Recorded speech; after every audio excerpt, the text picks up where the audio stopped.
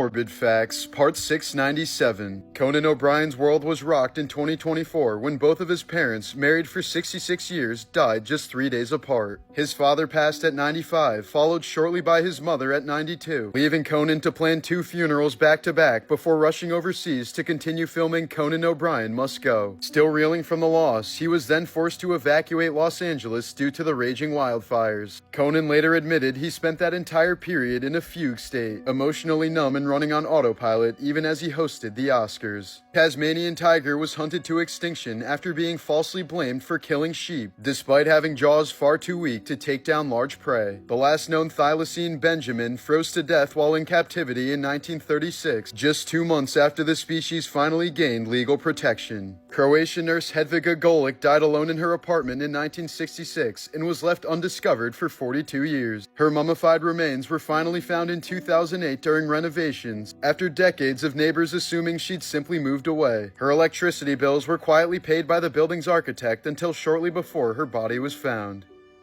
Morbid Facts, Part 696. In June of 2011, Jackass star Ryan Dunn left a bar in Pennsylvania in his Porsche 911 GT3 after posting a photo of himself drinking just hours earlier. Minutes later, he was dead. The car was obliterated after slamming into a tree at over 130 miles per hour, killing both he and his passenger, newlywed Navy veteran Zachary Hartwell. The wreckage was so violent that the engine flew more than 100 feet from the car, and the impact tore the vehicle into 2 burning sections. The death was eerily foreshadowed. A year earlier, Dunn played a man killed in a drunken crash in the film Living Will. Friends had joked that his Porsche was a widowmaker that he'd eventually wrap around a tree, and in a 2002 interview, he said he'd probably die in a ridiculous way. The loss sent Bam Margera, Dunn's best friend, into a years-long spiral of alcoholism, depression, and multiple rehab stints, marking the start of his personal decline. The death left the Jackass crew devastated and sparked ongoing debates about drunk driving in the entertainment world. Morbid Facts, Part 504. According to his memoir, when Vice President J.D. Vance was 12 years old, his drug-addicted mother was once driving erratically and threatened to crash her car to kill them both. J.D. had no choice but to jump out of the speeding vehicle and run to a nearby house for help. He now refers to this event as a turning point in his life, since it prompted him to move in with his non-abusive grandmother and work towards a more stable life.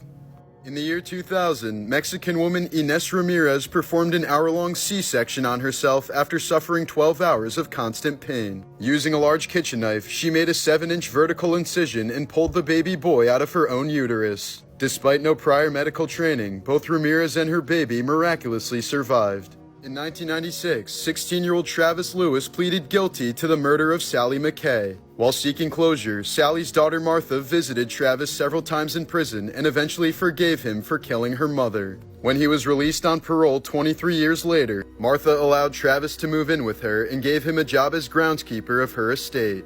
But when she realized the man was frequently stealing from her, Martha fired Travis and kicked him out. Soon afterwards, Travis broke into Martha's home and stabbed her to death before drowning in a nearby lake while running from police.